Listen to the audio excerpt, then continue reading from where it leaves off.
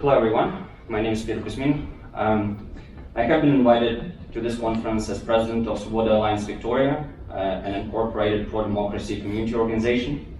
But today I will be presenting my own personal view on the topic of sanctions aimed at forcing Russia to stop its invasion of Ukraine. I'll start with a few words about myself. I was born and raised in provincial Russia, but I studied in the US for 7 years, completing my final year of high school there, and then continuing my graduate education in English and American literature from 1999 to 2006. My unfinished PhD dissertation was on narrative theory, and specifically on shifting genre boundaries between fiction and non-fiction history writing in the second half of the 20th century in American literature. I moved to Australia in late 2006 and received an Australian citizenship in 2011. My wife is Australian, and we have two daughters who have been born here. But I still identify as Russian, and I call myself a Russian patriot. My deepest allegiance is to ordinary Russian people. I experienced the start of the war as an apocalypse, and it precipitated a personal existential crisis. So my way out of this crisis was through extreme rationality and through deep unwavering commitment to democratic values. So my presentation today is meant to provide an insight into how at least some Russian intellectuals view the invasion of Ukraine and the Western response to it. It is also meant to respectfully challenge some of the mainstream Western ideas. I'll start with a few words about the current state. Firstly, the invasion of Ukraine by Putin's corrupt and authoritarian regime is an indisputable act of unjustified aggression. Western media coverage rightfully emphasizes the Russian war atrocities and highlights the unacceptable Ukrainian civilian casualties.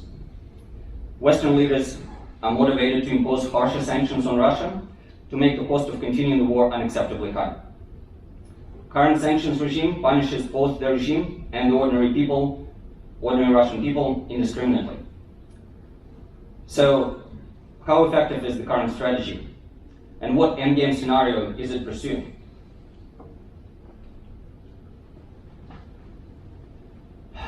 I'll start with outlining, as I see it, the targets of Western sanctions on Russia. Firstly, it's Putin and the Security Council members. It's also the Russian elites. Top military commanders, the oligarchs and heads of state corporations, members of State Duma, aligned with the Kremlin. It's also state propaganda, Russia Today, and other TV and web platforms. But it's also economy at large. Oil, gas, coal, and other natural resource exports, import of military and dual-use technology, banks and banking operations, including credit cards and SWIFT. And additionally, global corporations are ceasing their operations in Russia or limiting as much as possible their import and export of services and goods. Sanctions imposed by Australia are largely in line with the Western response. The first batch of sanctions was announced on February 23rd, a day before the invasion started, and the latest on March 14th.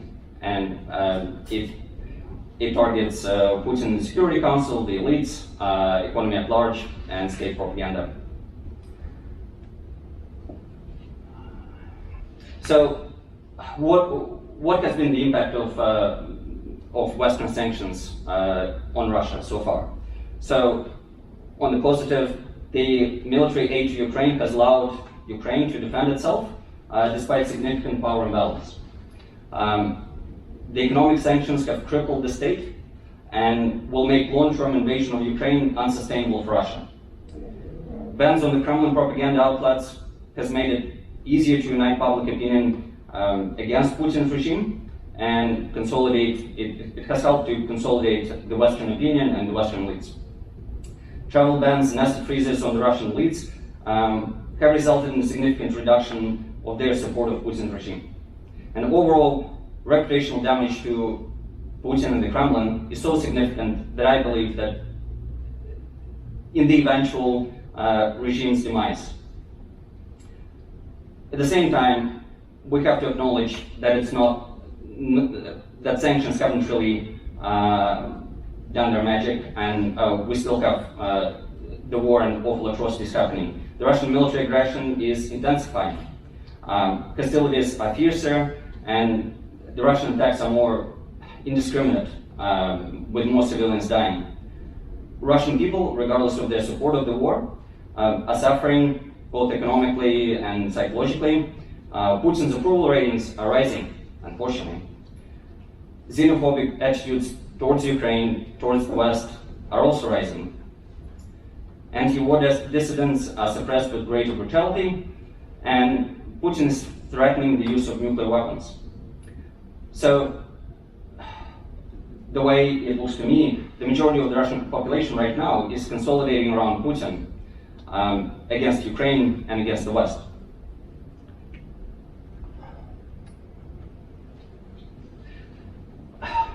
Now I'd like to pause and highlight the incredibly high risk of potential nuclear disaster that Putin could initiate.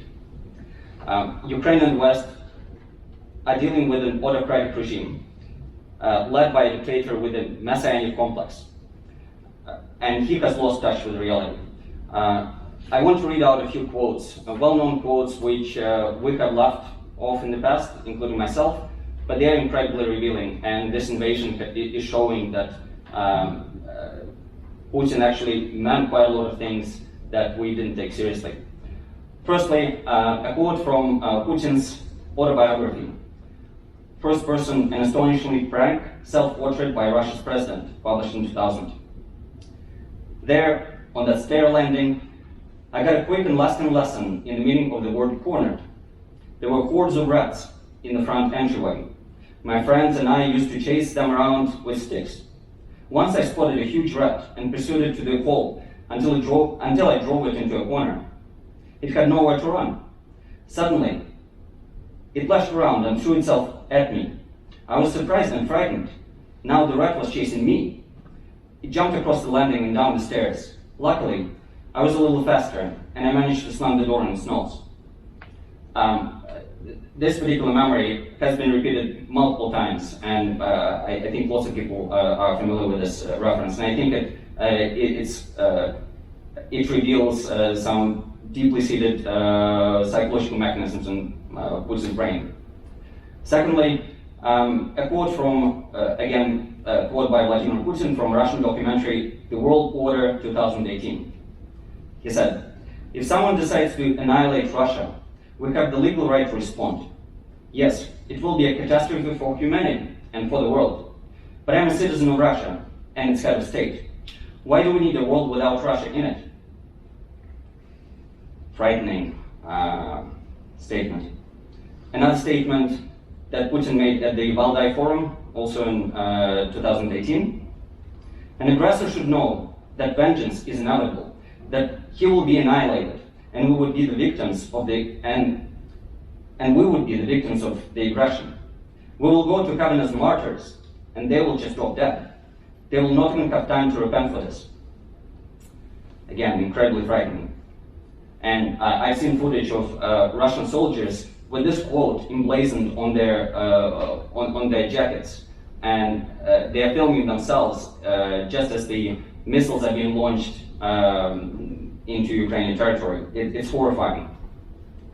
Finally, Dmitry Peskov, as recently as 22nd March, in an interview to CNN, has said, "We have a concept of domestic security, and while it's public, you can read all the reasons for nuclear arms to be used.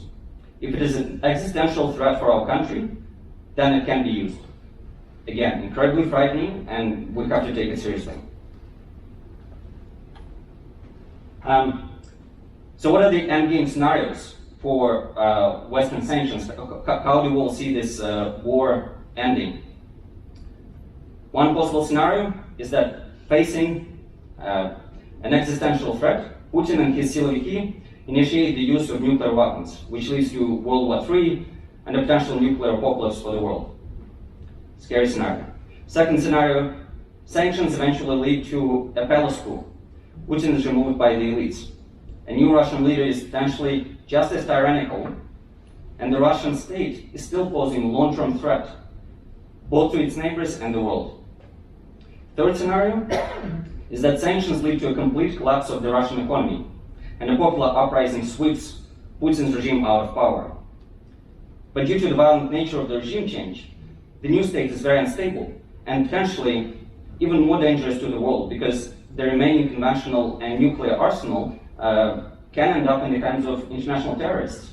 And there are international terrorist groups that are seeking to gain access. Finally, the scenario that I would like to propose is not the one that is really discussed that much, but I think it's very important for us to consider it, and I invite you to consider it.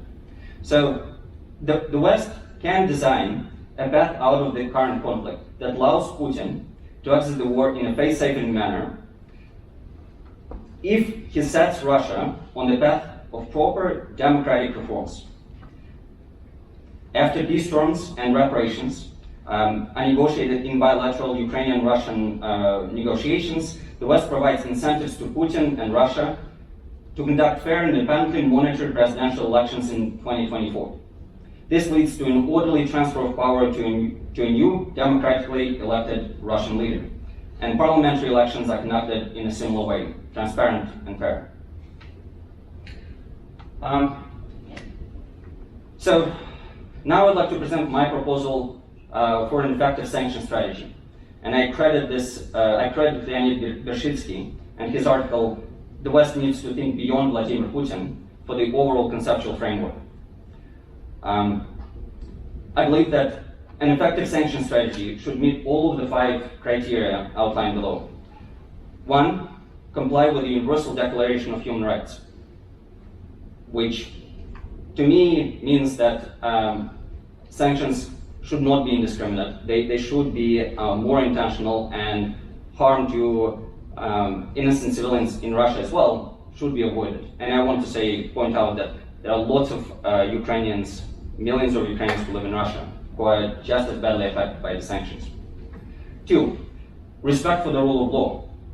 I know some people have said that in this time it's actually okay to bend the rules and act quicker and ignore some of the laws and procedures, but I believe it's essential to comply with the existing sanction laws, and if necessary, new laws or amendments should be passed, but using the standard parliamentary procedure. 3, I think it's essential to target Putin's regime only and limit the damage to ordinary Russians, both at home, in Russia, and abroad. 4, entice Russia to implement democratic reforms. Set clear conditions for the lifting of existing sanctions. Not lift them preemptively, but only if Russia and the Russian state actually conduct verifiable, objectively verifiable steps. And it is a possibility down the line, not now obviously, once the war is over, there is a place for providing economic and other incentives for specific democratic reforms. It should be considered. Long term, not now, but it needs to be said. And finally, there needs to be a coherent communication strategy towards various stakeholder groups within Russia and abroad.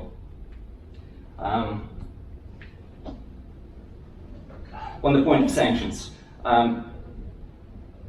the key elements of the sanction strategy, as I see it, are as following. First one, it's essential to target all state and private corporations developing or importing military technology or dual-purpose technologies that can be used to support Russia's invasion of Ukraine. I want to emphasize that I believe that the West is not doing enough. There are firmer sanctions that are possible, and I'm proposing the sanctions which can be implemented fairly quickly if there's political will. So that's one recommendation. The second recommendation is use the existing sanctions laws. In Australia, it's Magnitsky amendments, to target all key members of Putin's vertical of power. Current sanctions haven't done enough. I believe that all federal government ministers should be under those sanctions, all federal legislators, all oligarchs with documented links to the Kremlin, and all members of Putin's United Russia Party. that's the foundation of his regime. All of them have to be sanctioned, and currently they're not. 3, repeal sanctions that indiscriminately impact all Russians regardless of their support of the war. I don't think that's helpful. And what this type of sanctions achieve, they confirm Putin's myth that the West is against all Russians, that the West wants to destroy Russia. It's essential for the West to understand this and try and splinter, drive a wedge between the regime and the ordinary Russians. 4, provide support to the victims of political repressions and their family members in Russia. Again, maybe it's down the line, it's not essential, but it should be considered. And 5, I do think it's important to exercise caution with regards to the use of direct military aid. And I can explain that further. I'm almost done. I believe that a communication strategy is also essential. It's not just sanctions, it's also how Putin's narrative, which is really powerful within Russia and actually abroad in non-Western countries, Putin's narrative is very powerful. It's important to counter it. So the elements of this clear communication strategy is 1, negotiate and coordinate a consistent sanction strategy towards Russia across all Western allies. It wouldn't be as effective as only one country is doing it. 2, I think it's incredibly important, and Zelensky has demonstrated it, making a public address to all members of Putin's vertical of power, clearly stating the reasons for personal sanctions and conditions for those sanctions to be lifted. It needs to be explained to those people why those sanctions are being implemented. 3, make a public address to ordinary Russians, ideally in Russian, outlining the Western position in relation to the invasion of Ukraine, and explaining the sanction strategy, what it's meant to achieve and how. And explain to the Russian people that as soon as the regime stops the invasion, then there will be a possibility of reintegration of Russia into the global community. 4, counter the spread of Russophobia and avoid blanket Russophobic sanctions. For example, there have been calls for canceling temporary visas to all Russians and deporting them. I believe this can do incredible harm. And 5, I think it's useful and important, and it can be quite productive to engage members of the Russian diaspora abroad, like here in Australia, like we're doing right now, in rigorous public debate about the invasion and about the imposed sanctions, and see how we can leverage, how we can activate the Russian diaspora abroad to try and help bring on those democratic changes that are essential for Russia. Finally, I do want to say a few words about obstacles for implementing such a sanction strategy. Western business elites and the military-industrial complex are the real beneficiaries of the status quo. Apart from the excess of war, which they wouldn't, they don't want, it hurts them. But before the war, they were satisfied, and there are several elements to that. It must be acknowledged that the West had a tacit appeasement strategy in relation to Russia, China, other autocratic regimes. The West has been accepting dirty money and natural resources which are extracted through the exploitation of the ordinary people in those countries whose rights and political freedoms are violated. Western business and political elites, I think, are mistakenly assuming that they will gain power and economic benefits, advantages if Putin's regime crumbles and Russia disintegrates into multiple countries. It also has to be acknowledged that Schroederization, the corruption of Western political elites, is a real problem. This what has benefited Kremlin and allowed it to create this very powerful myth that the West is actually okay with what Putin is doing, and the West is just as corrupt as we are, and they will close their eyes to an invasion. To I believe there is a misguided interpretation of the freedom of speech and pluralism in the West that has led to a warped, not everywhere, but it has led to a warped media coverage that gives too much credence to Putin's propaganda, Putin's false narratives. And unfortunately, it still exists, and it can still take hold further. And finally, the overarching issue that I have, Daria Navalny, when she received Sakharov's Prize on behalf of her father, she called it out as well.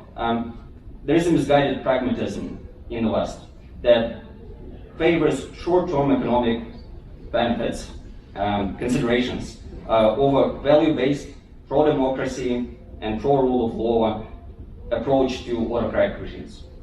So thank you very much. Thank you for giving me a chance to speak, and I'm looking forward to a robust debate.